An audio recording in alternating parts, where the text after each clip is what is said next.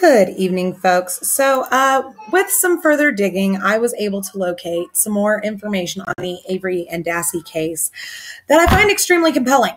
And I wanted to take a minute and talk about that. Okay, make it 10 minutes. Now, Kratz has made a huge to-do about, the prosecution evidence that was left out of the documentary Making a Murderer. Here is some of the pro-defense evidence that did not make the final cut. Let's just start running on through here, shall we? Again, I'm sorry. I live in a very cold climate and I'm white, so I have very sensitive skin. So, let's see. Blaine Dassey said that Bobby Dassey was asleep when he got home at 3:40 in the afternoon. Now, this blows to shit Bobby Dassey's statement that he saw Teresa walking towards Steven Avery's trailer at 2:30. Why would he feel the need to lie? I wonder.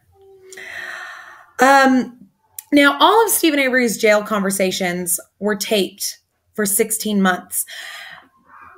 Typically, if someone has committed a crime, they will own up to it at some point. They'll slip up, they'll implicate themselves somehow.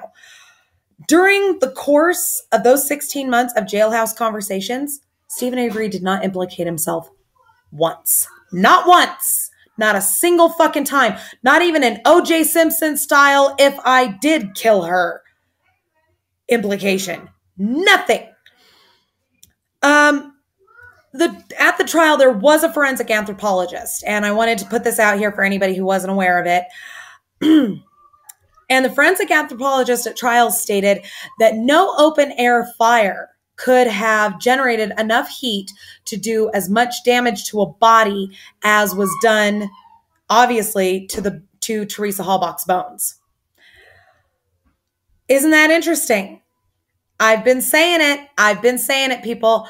The fact is that you would have to encase that body inside a gigantic, unflammable drum of fucking metal and superheat a fire underneath it in order to do that much damage to bones, to a human body, a full human body, a freshly dead human body that's made up majority-wise of water.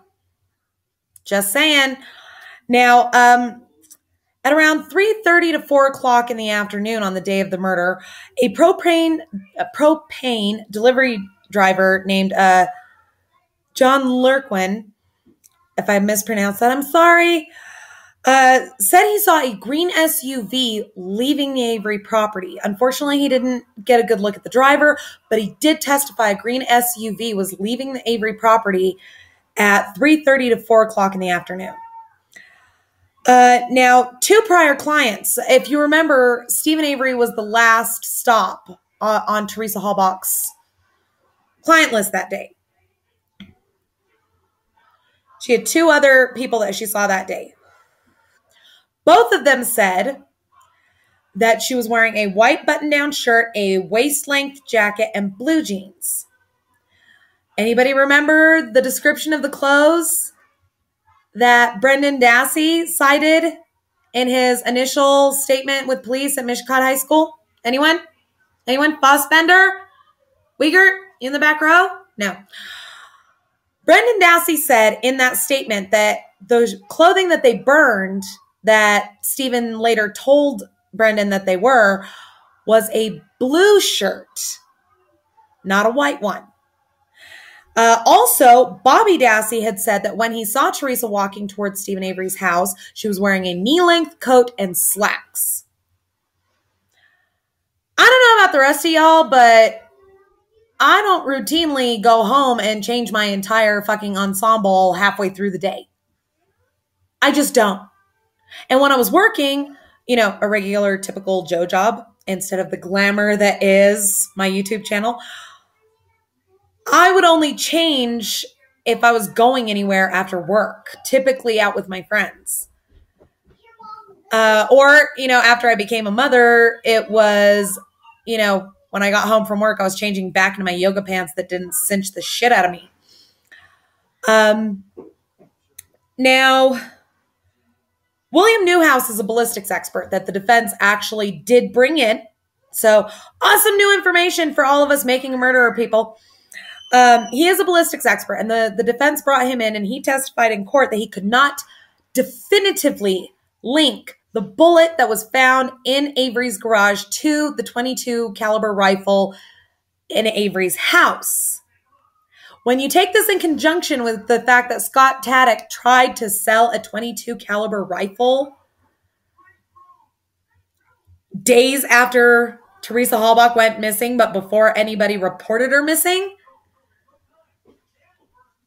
that's some suspicious shit, yo. He also stated that there was no DNA on the gun. None. No blood mist or spatter around the garage, and there was no blood blowback onto the barrel. Now, we will discuss the whole logistics of what a bullet does to a human body in the very next video, but we will finish with my notes here. There were also drops of deer blood all over Avery's garage. Deer blood all over Avery's garage. If him and Brandon did such a fantastic job of cleaning up Teresa Halbach's blood, why was there still deer blood everywhere? They would have cleaned that up too, because, to be quite honest, when you're in a panic, blood is blood. You can't tell the difference unless, I don't know, you're some fucking awesome tracking person. Then the leg irons, I discovered this. The leg irons actually were tested for DNA. DNA from 2 or more people was found on those leg irons. Stephen Avery was a match. Teresa Halbach was excluded. Excluded. You know what this means, people? This means that Brendan Dassey's narrative that he gave to the investigators was bullshit. Because had he used leg irons, he would have used those leg irons. I don't know of anybody that owns more than one fucking pair of leg irons unless they are the really fun couple on the block. So it only stands to reason that if there was 2 pairs of leg irons, both would have been confiscated as evidence. No leg irons turned up with any of Teresa Halbach's DNA. Bam, bitch. How the fuck do you possibly rule that there was no reasonable doubt at that point? Brendan Dassey said that she was tied down to the bed using rope and leg chains. The leg irons were tested. None of her DNA was on there. Obviously, that proves that his fucking confession was coerced. In fact, a lot of things prove that the confession was coerced. And I will talk about the deer blood and the whole logistics of what happens when you fire a gun into a human body in the very next video. Thank you for watching. We'll see you soon.